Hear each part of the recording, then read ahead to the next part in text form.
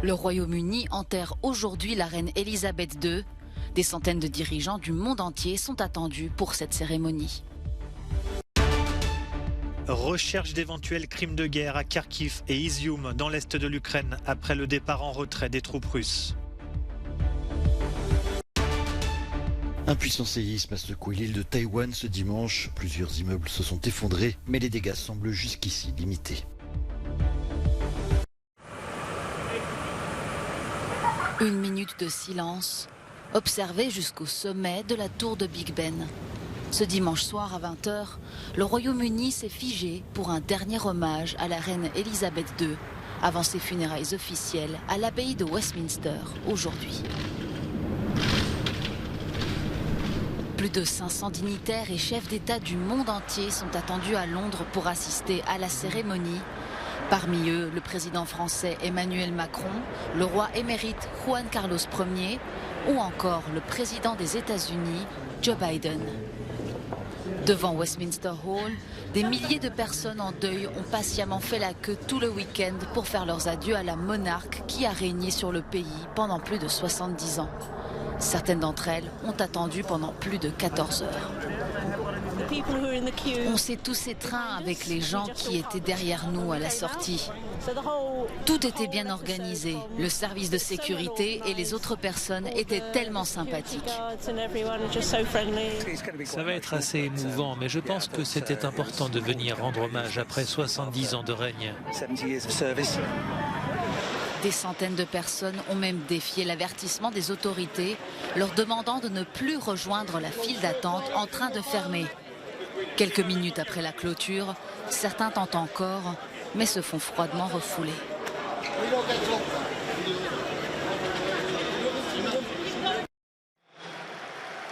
S'il y a bien deux choses qui maintiennent unis ce royaume, c'est certainement le football et Elisabeth II. Aujourd'hui, l'une est partie, et c'est tout un stade qui lui a rendu hommage lors de la rencontre de Première Ligue, Brentford contre Arsenal. Une minute dans un silence de cathédrale pour une monarque qui préférait certainement les chevaux au très populaire ballon rond. Mais qu'importe, c'est bien tout le royaume qui est en deuil.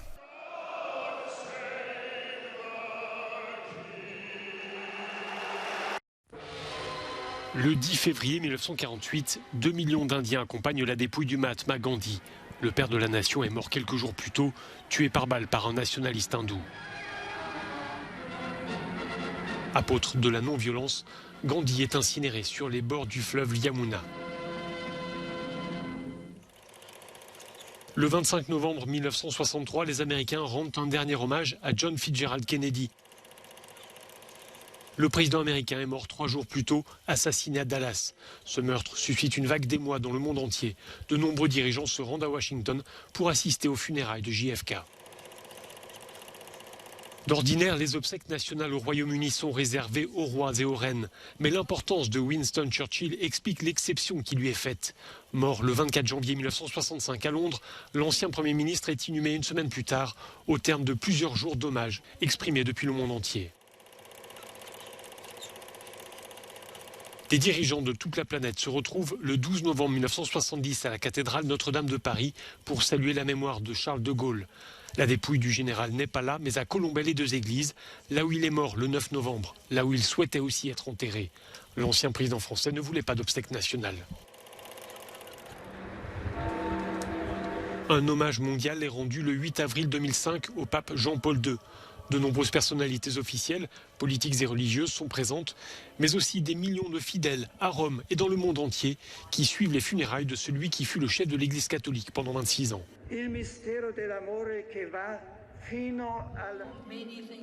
La disparition de Nelson Mandela en décembre 2013 suscite une émotion planétaire, mais avant tout en Afrique du Sud, pays dont il a été le premier président.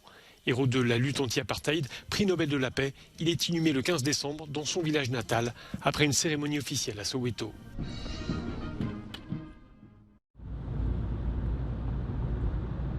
Après le départ des troupes russes suite à la contre-offensive ukrainienne, ces militaires récupèrent des corps de soldats tombés sur le champ de bataille au nord de Kharkiv. Des autopsies suivront et les indices trouvés sur place seront transmis aux enquêteurs chargés de rechercher d'éventuels crimes de guerre. Tout d'abord, nous avons fait des repérages aériens, dit ce commandant de la garde nationale ukrainienne. Nous avons utilisé un drone afin de localiser l'emplacement des corps, puis le groupe de recherche s'est déplacé à pied là où se trouvaient les corps.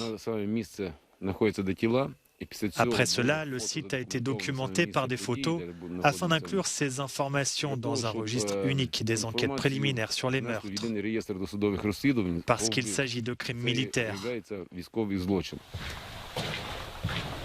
À Izium, des militaires ukrainiens et des journalistes ont trouvé plusieurs salles de torture utilisées par les soldats russes avant leur retrait. Malgré l'horreur de ces découvertes et les bombardements qui se poursuivent, de nombreux Ukrainiens ont décidé de rentrer chez eux, comme ici, à Kharkiv.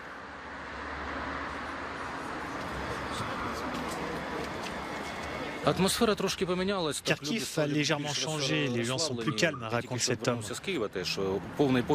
Je suis arrivé à 6 h du matin et le train que j'ai pris était rempli de jeunes gens qui rentraient chez eux. La ville est devenue plus tranquille, dit cette femme, même s'il y a encore des bombardements chaque nuit. Rien n'a vraiment changé, à part peut-être le fait que je m'y suis habitué et que j'arrive mieux à dormir. De nombreuses localités reprises ces derniers jours par l'armée ukrainienne portent les cicatrices dévastatrices de la guerre.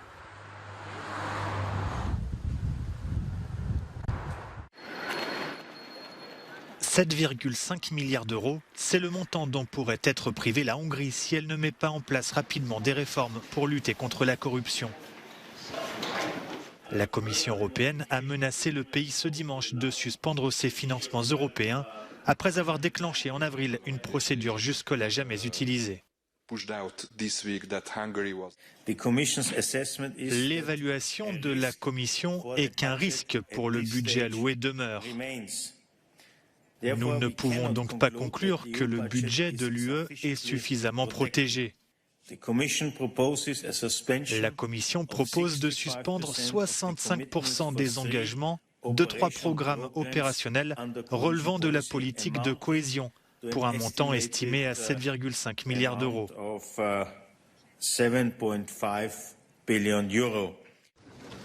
La Hongrie, dirigée par le Premier ministre nationaliste et ultra-conservateur Viktor Orban, dispose désormais de 2 mois pour tenter de convaincre la Commission. Mais certains, comme l'eurodéputé allemand Daniel Freund, estiment que les sanctions auraient dû être plus lourdes. Tous les fonds européens auraient dû être gelés, dit-il, car nous savons bien que tous ces financements sont les cibles de la corruption d'Orban, de ses amis et de sa famille. Et puis bien sûr, ce dont nous avons besoin, c'est d'un plan ambitieux pour réparer l'état de droit, pour surveiller les dépenses d'argent en Hongrie afin qu'il n'y ait plus de corruption. Le temps est malgré tout compté pour Budapest qui se démène pour échapper au coup près. Et qui tente aussi de convaincre Bruxelles de débloquer son plan de relance post-Covid alors que le pays affronte une inflation galopante. Le gouvernement hongrois est prêt à tout pour que ces fonds européens soient débloqués. Par exemple, à partir de lundi, il commencera à présenter de nouvelles lois anticorruption au Parlement hongrois. Et il espère obtenir un accord avec Bruxelles dans le courant de l'année.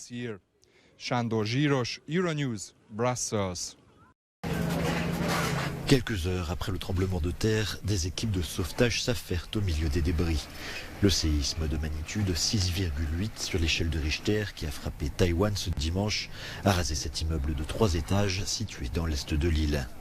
4 personnes dont un enfant ont été secourues et aucune victime n'est pour l'instant à déplorer. Le séisme dont l'épicentre se situe à 10 km de profondeur au large de la côte est de Taïwan a été ressenti à travers tout le pays, comme ici près de la capitale Taipei, où le toit d'un gymnase s'est effondré sur plusieurs personnes, ne faisant qu'un seul blessé. L'alerte tsunami qui avait été émise par les autorités a été levée dans l'après-midi, mais le gouvernement appelle tout de même les habitants à la prudence en raison de potentielles répliques. Taïwan et ses environs sont régulièrement frappés par des séismes car situés à la jonction entre deux plaques tectoniques. En septembre 1999, le tremblement de terre le plus grave de l'histoire du pays avait fait plus de 2400 morts.